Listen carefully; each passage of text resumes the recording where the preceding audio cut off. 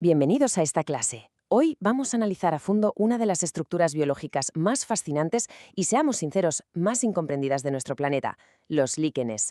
Como estudiantes de biología, ya conocéis los conceptos básicos de muchos ecosistemas, pero hoy vamos a hacer un recorrido mucho más profundo. A simple vista, seguro que habéis visto un líquen y habéis pensado que era una simple mancha de color en la corteza de un árbol o una costra grisácea sobre una roca.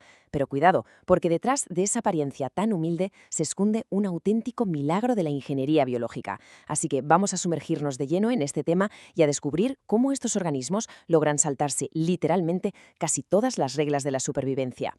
Para estructurar nuestro análisis de hoy, seguiremos este orden. Empezaremos con la simbiosis y esa unión vital. Luego pasaremos a su fisiología y sensibilidad ambiental. En tercer lugar, el ciclo de nutrientes y ecosistemas. El cuarto punto será la liquenometría y los relojes de roca.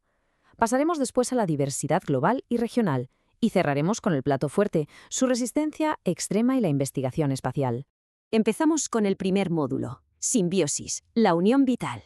Bien, para entender realmente a los líquenes, lo primero que tenemos que hacer es quitarnos de la cabeza el mito más común. No son plantas simples y definitivamente no son musgos. De hecho, ni siquiera son un único individuo en el sentido clásico de la palabra. Son más bien un matrimonio biológico perfecto. Es una alianza evolutiva que desafía un poco lo que entendemos por un organismo autónomo.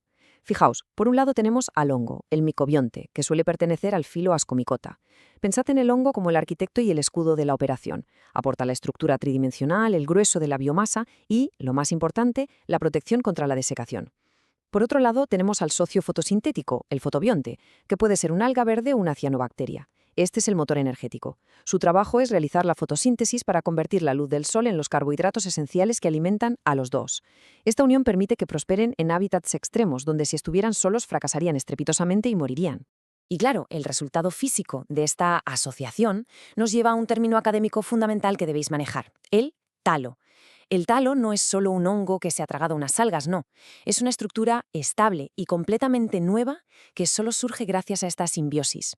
Es una entidad biológica única, con sus propias características morfológicas y fisiológicas que no se parecen en nada a las de sus parentales por separado. En resumen, es el cuerpo vivo del líquen. Vamos al módulo 2, fisiología y sensibilidad ambiental. Una vez comprendida la anatomía del talo, el siguiente paso lógico es ver cómo interactúan con su entorno. Y aquí entra un concepto fascinante, su naturaleza apoiquilohídrica. A diferencia de las plantas superiores, que tienen raíces profundas y todo un sistema vascular complejo para retener agua, los líquenes no tienen nada de eso. No pueden regular su balance hídrico interno. Su nivel de hidratación es un reflejo absoluto e inmediato de la humedad que hay en el aire. Si el aire está seco, el líquen se deshidrata por completo, entra en un estado de latencia y detiene su metabolismo, pero en el instante en que vuelve la humedad, se rehidrata rapidísimo y retoma la fotosíntesis en cuestión de minutos. Es como un interruptor. Esta dependencia brutal de la atmósfera nos lleva a otra de sus características fisiológicas estrella. Son organismos estenoicos. Esto significa que sus rangos de tolerancia ecológica son increíblemente estrechos. La más mínima variación en la temperatura, en la luz disponible o en la química del aire tiene un impacto directo y visible en su supervivencia. Sencillamente, no tienen la capacidad de adaptarse a cambios bruscos a corto plazo. Y ojo, porque esta aparente fragilidad es en realidad un auténtico regalo para la ciencia. Precisamente por ser tan estenóficos, los líquenes funcionan como unos bioindicadores ambientales absolutamente exquisitos. Al carecer de raíces, tienen que absorber todo directamente del aire, así que actúan como esponjas químicas. Monitorean la calidad del aire de forma ininterrumpida y acumulan contaminantes atmosféricos como metales pesados o dióxido de azufre. Además, reaccionan con tantísima precisión a los cambios térmicos que los ecólogos los usan constantemente para cartografiar e identificar los primeros impactos del cambio climático en microecosistemas. Son, literalmente, las alarmas naturales de nuestro planeta. Pasamos al módulo 3, ciclo de nutrientes y ecosistemas. Resulta muy paradójico que con lo frágiles que son ante los cambios, estos organismos sean unos de los ingenieros ecológicos más formidables de la Tierra. Son colonizadores primarios incansables. Vamos a ver cómo funciona este proceso biológico paso a paso. Imaginad un paisaje de pura roca volcánica estéril, recién enfriada. Nada puede crecer ahí, excepto los líquenes. Paso 1. Se adhieren a la superficie dura y comienzan la degradación física y química de la roca, secretando ácidos liquénicos que van disolviendo los minerales.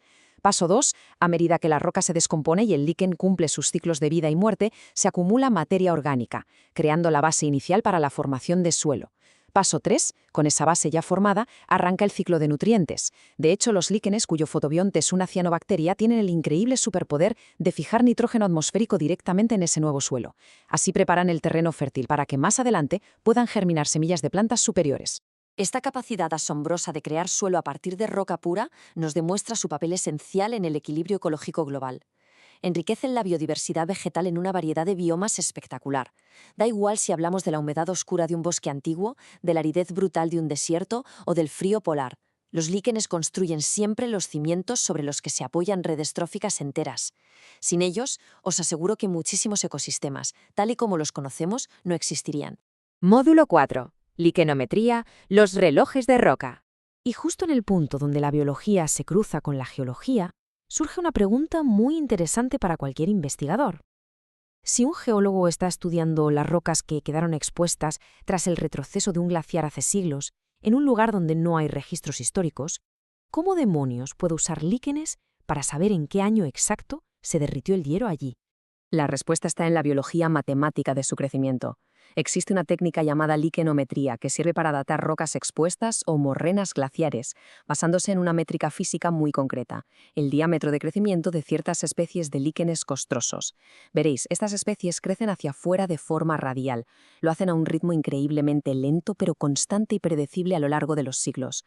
Por lo tanto, simplemente midiendo el diámetro del líquen más grande que haya en una roca, los científicos pueden calcular con una precisión pasmosa cuánto tiempo lleva esa superficie expuesta al aire libre.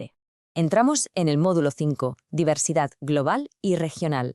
Para hacernos una idea de hasta dónde ha llegado el éxito de esta simbiosis a lo largo de la evolución, fijaos en esta cifra, 20.000.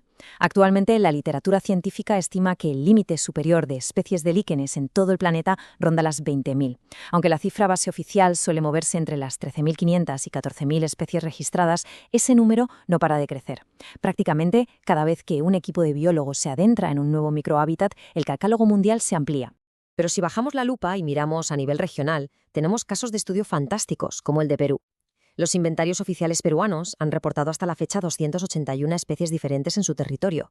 Y bueno, 281 puede no parecer mucho en comparación con el total global, pero lo que realmente deja sin palabras es la densidad ecológica que consiguen en zonas muy concretas. Para que veáis esto más claro, hablemos de los estudios en las zonas altoandinas, y en concreto en el Nevado Pastururi. Fijaos, en este único ecosistema de alta montaña, que es tremendamente duro, con una radiación ultravioleta brutal y temperaturas bajo cero, los investigadores han encontrado comunidades súper empaquetadas con hasta 28 especies diferentes de 19 géneros distintos. Es una auténtica explosión de biodiversidad concentrada en un microclima extremo, lo que demuestra, una vez más, esa brutal capacidad de adaptación que tienen. Y llegamos al módulo 6, que es probablemente el más alucinante: resistencia extrema e investigación espacial. Aquí es donde los límites de la biología terrestre saltan por los aires. Pero antes de mirar al espacio, repasemos rápido cómo hemos aprovechado esta resistencia aquí en la Tierra. A nivel biotecnológico, sus compuestos químicos únicos se están investigando a fondo para crear nuevos fármacos. A nivel ambiental, sus microorganismos asociados funcionan genial como promotores del crecimiento para las plantas y para la biorremediación, degradando residuos tóxicos. Y a nivel histórico, muchísimas culturas han utilizado géneros como la umbilicaria para alimentarse en épocas de hambruna, además de sacarles partido en la medicina tradicional o para hacer tintes naturales. Pero la prueba definitiva de que están a otro nivel ocurre fuera de nuestra atmósfera. Gracias a esa capacidad de entrar en latencia profunda cuando se deshidratan, se han convertido en el sujeto de pruebas por excelencia en astrobiología. Imaginaos esto: los científicos han colocado paneles llenos de líquenes en el exterior de la Estación Espacial Internacional. Los han dejado ahí, expuestos al vacío del espacio a temperaturas inimaginables y bombardeados por dosis letales de radiación cósmica y ultravioleta durante semanas. ¿Y sabéis cuál fue el resultado? Que cuando los trajeron de vuelta a la Tierra y les echaron un poco de agua, los líquenes se rehidrataron y retomaron la fotosíntesis como si simplemente hubieran pasado un fin de semana en el campo. Y esto nos deja una reflexión brillante para cerrar la clase. Hemos visto cómo transforman roca muerta en suelo vivo, cómo nos permiten leer el tiempo en los glaciares y cómo sostienen ecosistemas enteros gracias a la cooperación. Pero si una humilde asociación biológica nacida aquí en la Tierra puede sobrevivir a las condiciones más hostiles y brutales del vacío espacial sin inmutarse, ¿qué nos dice esto sobre los verdaderos límites de la vida? Tal vez la vida en el universo sea muchísimo más tenaz de lo que pensábamos, y resulta que las pistas siempre han estado ahí, creciendo en silencio sobre una roca cualquiera. Al final, la mejor lección es que nunca jamás debemos subestimar la complejidad de lo que a primera vista nos parece simple. Muchas gracias por acompañarme en este análisis. Nos vemos en la próxima clase.